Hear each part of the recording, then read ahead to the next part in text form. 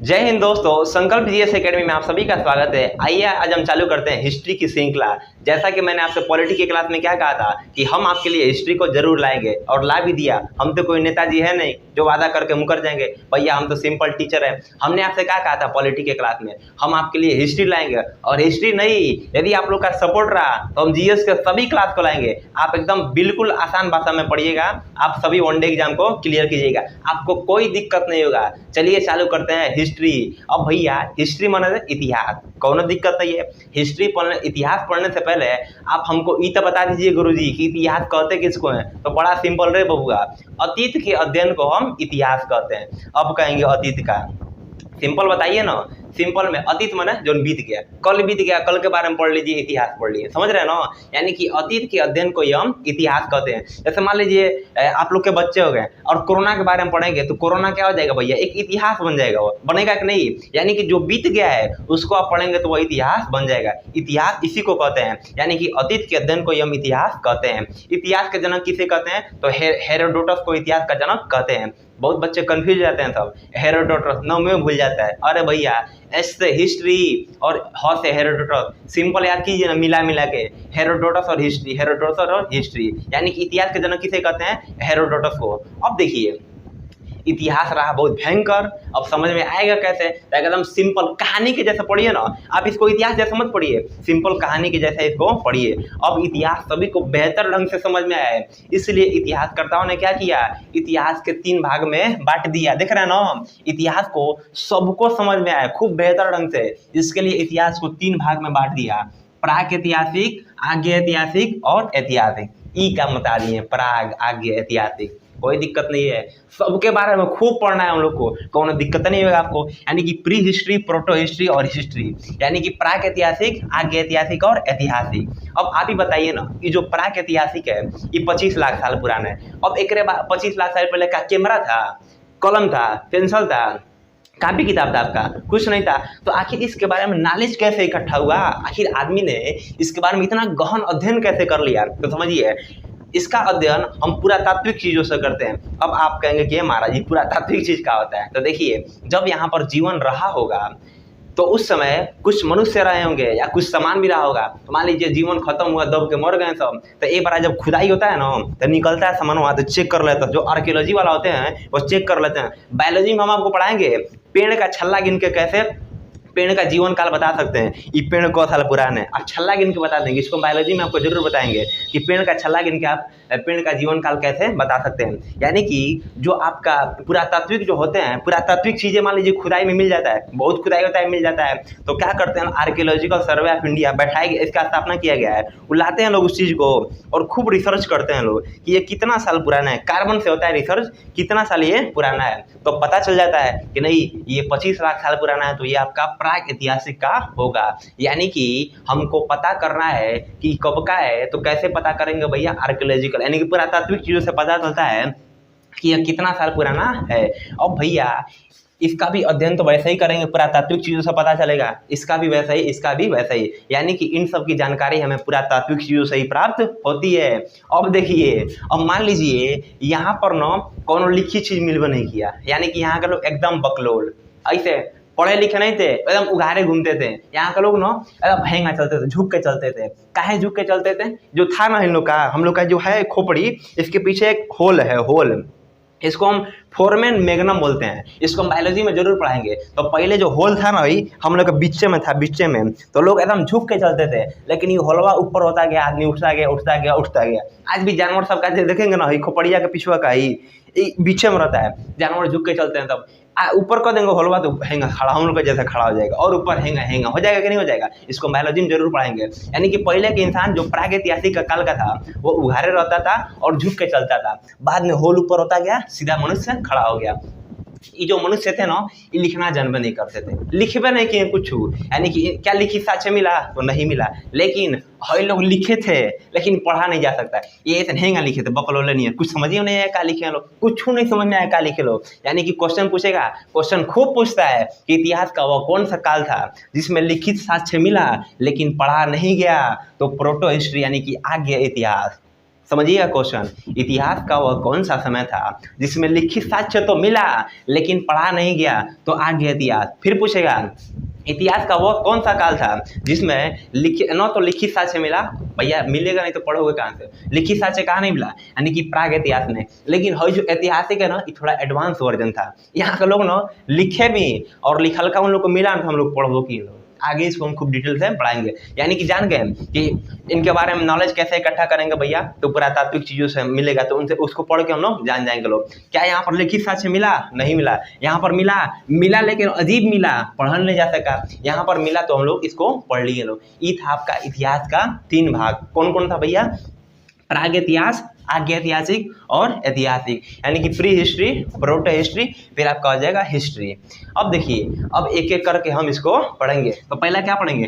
प्राग ऐतिहासिक। एक ई का होता है, देखिए इसके बारे में डिफिनेशन जान लीजिए। इतिहास का वह समय जब मनुष्य पढ़ना लिखना नहीं जानता था उसे हम प्राग इतिहास कहते हैं। क्या यहाँ के लोग पढ़े लिखे थे? बिल्कुल पढ़े लिखे नहीं थे। पढ़ना नहीं किया था तो लिखेंगे का? यानी कि इतिहास का वह समय जब मनुष्य पढ़ना लिखना नहीं जानता था, इनकी जानकारी पुरातात्विक साक्ष्यों से प्राप्त होती है, उसे हम प्राग ऐतिहासिक कहते हैं। अब आप यही सोचिए ना, मान लीजिए खूब भयंकर प्रलय आ जाए, यहीं पर हम लोग दब के मर जाए, लोग क्या पता हो जाएगा। फिर 250-300 करोड़ साल पहले बाद खुदाएगा खुदाई तो निकलेगा, ओहो कैमरा का ट्राइपॉड, मोबाइल, बल्ब, बोर्ड, ये सब निकलेगा कि नहीं, इसी को हम पुरातात्विक बोल देंगे। यानी कि इतिहास का वो समय जिसमें पढ़ा लिखा नहीं जा सका, इसकी जानकारी केवल पुरातात्विक साक्ष्यों से मिलती है, इसे हम प्राक ऐतिहासिक कहते हैं। इसको ना हम पाषाण काल यानी कि स्टोन एज के नाम से भी जानते हैं। अब पाषाण काल क्या होता है भैया? इतिहास का वह समय जिसमें मनुष्य पत्थर का औजार का प्रयोग करता था, उसे हम पाषाण काल कहते हैं। जो पाषाण काल के मानव थे सब ना, उन सब का हथियार बड़ी भयंकर था, वो पत्थर के बड़का बड़का हथियार बनाते सब। जानते क्या करते थे? पहले का मानव केंगा खाएगा भैया, कोई हथियार नहीं था, तो पाषाण काल के मानव ने पत्थर का हथियार बनाया। वो हथियार केंगा था?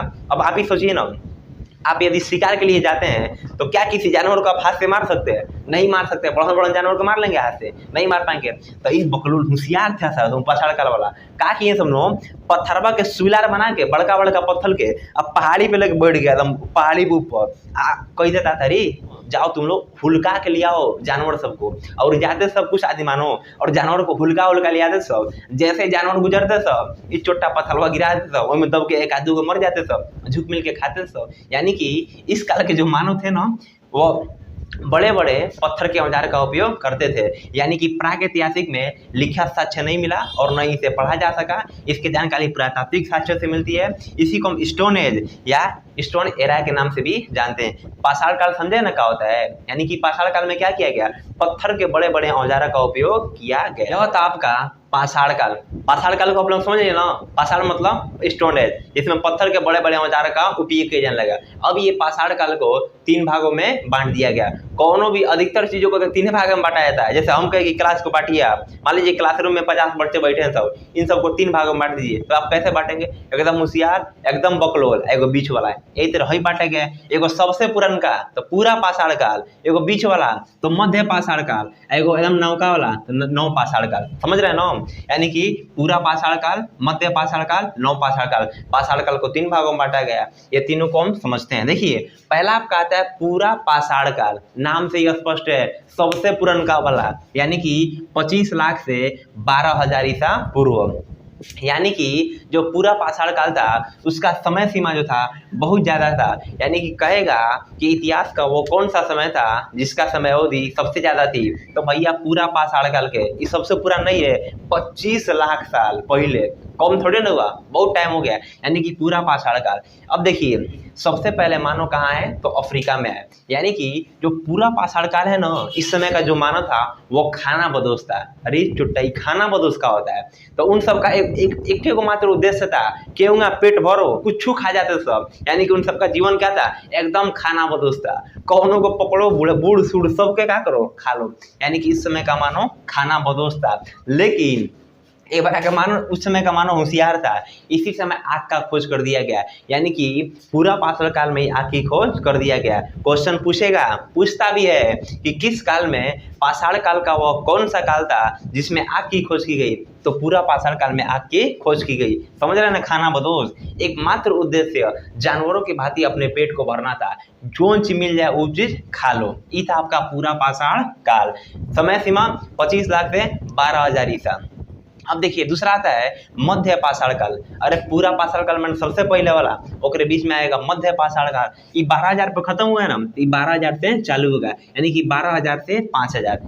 आप समझ रहे हैं ना, ये कहाँ घट रहा है, डेट नहीं समझ रहे हैं, ये सब बीसी में है, यानी कि बिफोर क्राइस्ट। देखिए जो ईसा मसीह का जन्म को हम 0 मानते हैं, शून्य मानते हैं।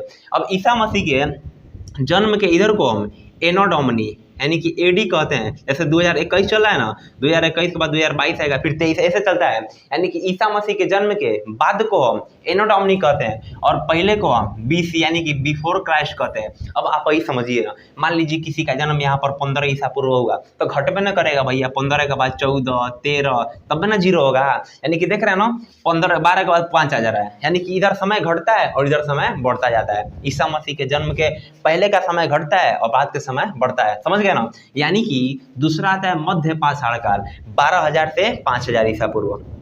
कहा गया है ये बड़ी खतरनाक था मध्य पाषाण काल, बीच में का समय था। जो पाषाण काल था ना, उसमें बड़का बड़का हथियार था, वो अथी का हथियार पत्थर के, इसमें छोट छोट हथियार बना लिए सब। अब आप ही सोचिए ना, कहाँ कहाँ ढोले जाएंगे सब, कहाँ कहाँ बड़का बड़का पत्थर बनाएंगे सब, एरिए छोटे छोटे हथियार बना लिए सब, इसलिए इसको हम माइक्रोलिथ कहते हैं। माइक्रोलिथ, छोटे छोटे हथियार बना लिए सब, इसलिए इसे जो माइक्रोलिथ कहते हैं। इस समय की सबसे बड़ी उपलब्धि अंत्येष्टि कार्यक्रम, यानी कि अंतिम संस्कार को उन्होंने अपना लिया। यानी कि इस समय सबसे बड़ी उपलब्धि क्या थी, अंत्येष्टि, यानी कि इन लोगों ने अंतिम कार्यक्रम को चालू कर दिया। तो पूरा पाषाण काल में कौन सी का खोज हुआ भैया, आगे के खोज कर लिया। मध्य पाषाण काल में अंत्येष्टि कार्यक्रम। आप वही सोचिए क्वेश्चन कि इतिहास का मतलब सबसे लंबा समय अवधि कब चला, तो भैया पूरा पाषाण काल 25 लाख से 12,000 साल। इसके बाद तीसरा आता है नौ पाषाण काल। नौ मतलब नया नया, यानी कि 5,000 से 3,000 ईसा बीसी। इस समय क्या हुआ ना, देखिए जैसे ही मध्य पाषाण काल खत्म हुआ ना, भयंकर बवाल हो गया है। ये छोटा ना, ये सब थे ना, यही आदिमानव ये कबीला में रहते सब। तब क्या हुआ ना, यहीं पर एक मध्य एशिया है, मध्य एशिया के 2 कबीला और अपने भयंकर मार कर लिए, तब भयंकर मार। और क्या किए, एगो कबीला मजबूत था और एगो कबीला तनी कमजोर था, तो एगो कबीला मार मार के इन सबको मार मार के भगा दिया। और ऐसा जगह ना भगाया हो, जानवर और कुछ मिलवा नहीं करता, कुछ नहीं मिलता था खाने के लिए। अब क्या करेंगे, सभी पगला गए सब भाई, कबीला वाला एकदम पगला गए सब। अब ये खाते कौन चीज सब, आखिर मांस ने खाते सब। अब यहाँ पर मांस भी नहीं मिलता था, कोई जानवर नहीं, एकदम पगला गए सभी, घूम रहे सब चारों ओर, इधर उधर बिखिया के घूम रहे सब, बस यहाँ जमीन पर बैठे सब और लगे सब अपने सर को ऐसे लड़ाने। तब तक देखेंगे सब रे यहाँ कुछ गदगद है, निकाले सब, तो गाजर निकला खूब बड़का है, कहीं सब यो हो ये क्या है, खाए सब, बड़का मीठ लगा, कहें सब रे ये तो बड़ा बढ़िया चीज है पेट भरने के लिए, खूब खाएं सब, खूब खाएं सब। वहां से प्रारंभ हो गया खेती। यानी कि क्वेश्चन पूछेगा कि इतिहास का वो कौन सा समय है जब मानव ने खेती प्रारंभ कर दिया, तो नौ पाषाण काल से खेती प्रारंभ होगी। देखे ना कैसे खेती प्रारंभ हुआ। अब आप यही सोचिए ना, जहाँ खेती करेंगे वहां रहना एकदम जरूरी है। अब मान लीजिए खेती करके कहीं चले गए, पता चलेगा आपका फसल भी नहीं छोड़ेगा, जमीन ही जोत लेगा। अधिकतर जो गाँव में लड़ाई होती है आप देखे भी होंगे, वो खेत को लेकर होती है, कोनो की मेड़िए कोनो जोत लेता है, गड़बड़ जाता है, खूब लड़ाई होता है। यही तरह तो मान लीजिए यदि आप कृषि करते हैं तो कृषि के साथ अस्थायी आवास भी बनाना वहां पर प्रारंभ कर दिए, वो खेती भी करते सब और अस्थायी रहना भी प्रारंभ कर दिए सब। इसके पहले वो एक जगह नहीं रहते सब।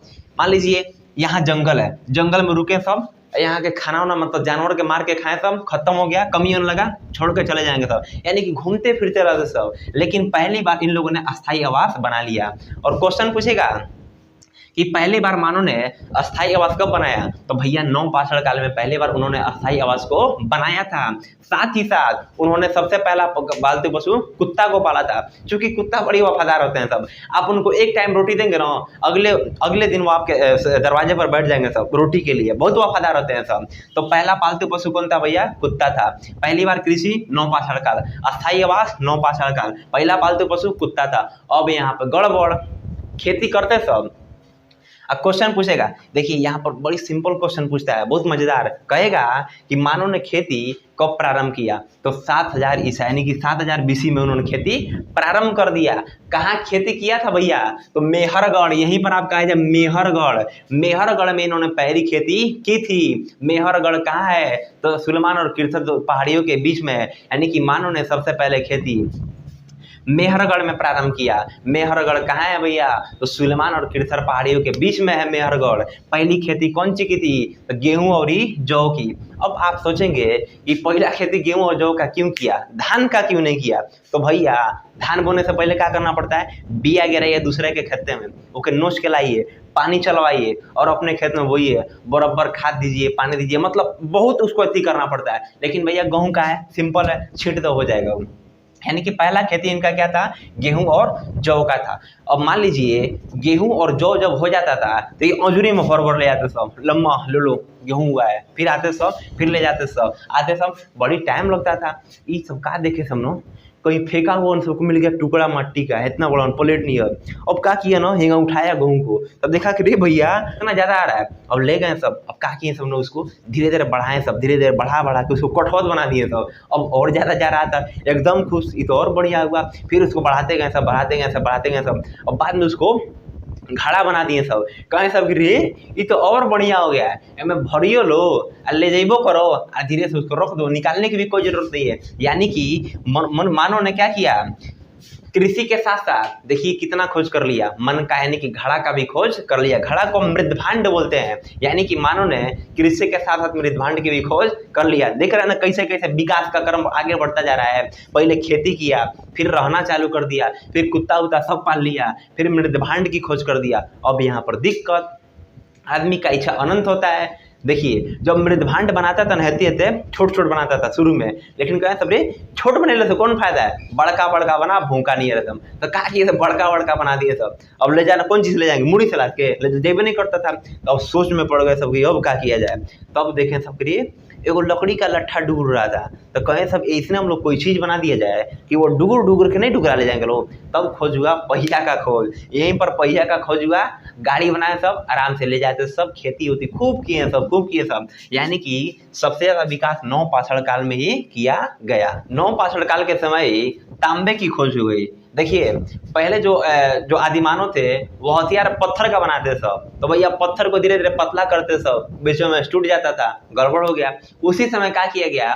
तांबे की खोज हो गई। तो क्या करते सब ना, जो तांबा था ओकर डंटी बनाते सब, और अगवा खूब नुकीला पत्थर लगा के उसको बनाते थे, खूब बढ़िया बर्छी टाइप का हो जाता था। देख रहे हैं ना हम, यानी कि इस काल को ताम्रपाषाण काल कहा गया। इसको ताम्रपाषाण काल क्यों कहा गया? क्योंकि इसी समय तांबे की खोज हुई थी। यानी कि यह था आपका ताम्रपाषाण काल। हम लोगों ने क्या क्या पढ़ा प्रागैतिहासिक में?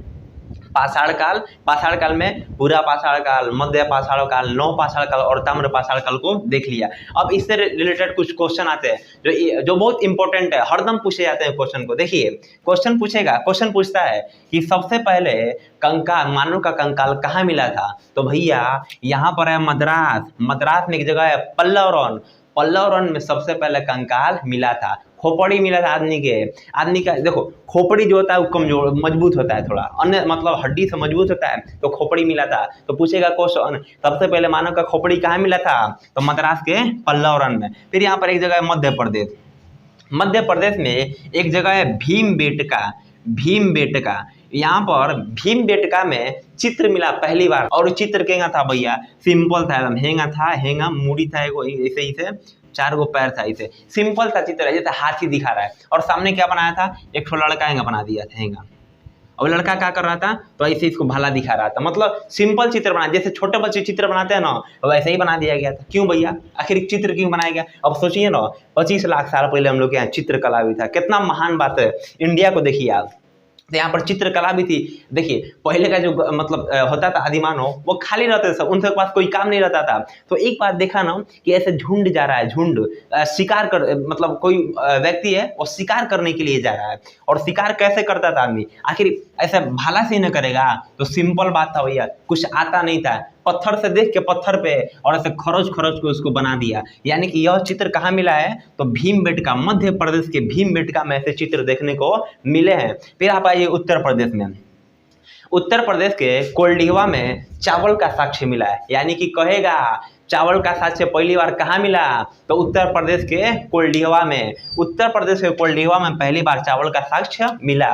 फिर आइए आप जम्मू कश्मीर में। जम्मू कश्मीर के एक जगह है बुर्ज होम। यहाँ देखिए, आप देखे होंगे ठंडी के दिनों में ना, आप जब आग जलाते हैं बाहर मतलब घर के, तो वहाँ पर कुत्ता बैठ जाते हैं सब शरीर को गर्म करने के लिए। आप जब हट जाएंगे रात में चले जाएंगे सोने के लिए, तो कुत्ता सब बैठबो करेंगे सब, और खोर के बैठते हैं सब, कोड़ देंगे सब मटिया बैठ जाएंगे सब। काहे कि जो ठंडी हवा चलती है ना, ऊपर ऊपर जाता है और कोड़ के बैठ जाते हैं सब। हवा तो भैया हेंगा चलेगा नहीं कि हेंगा ले लो, सीधा चलता है। इसलिए ठंड से बचने के लिए वो गढ़ा खोड़ के वहीं बैठ जाते हैं सब, हवा ऊपर ऊपर चल जाता है। इसी तरह था जम्मू कश्मीर का बुर्ज होम।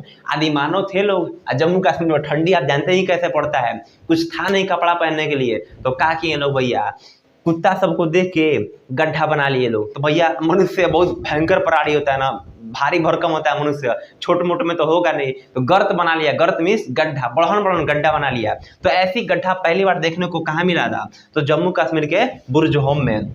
यानी कि पहली बार कंकाल का साक्ष्य तो मद्रास के पल्लव। पहली बार आपका भीमबेटका मध्य प्रदेश में चित्र मिली थी देखने को। उत्तर प्रदेश के कोल्डिहवा में चावल का साक्ष्य मिला था, और जम्मू कश्मीर के बुर्ज होम में पहली बार गर्त मिला था, गर्त हाउस यानी कि गर्त का घर मिला था। और यहाँ पर आप जन्मे कर रहे हैं मेहरगढ़, जो पाकिस्तान के सुलेमान और किरथर पहाड़ियों के बीच जो मेहरगढ़ है, वहाँ पर पहली बार कृषि की गई थी। यह था आपका हिस्ट्री, यानी कि हम लोगों ने प्राग इतिहास के सारे क्वेश्चन को देख लिया। आज के लिए इतना ही। आप हमारे साथ निरंतर बन रहे हैं। यदि हमारे वीडियो आपको अच्छी लग रही है तो वीडियो को लाइक कीजिए और हमारे चैनल को सब्सक्राइब कीजिए। मिलेंगे नेक्स्ट वीडियो में, तब तक के लिए जय हिंद।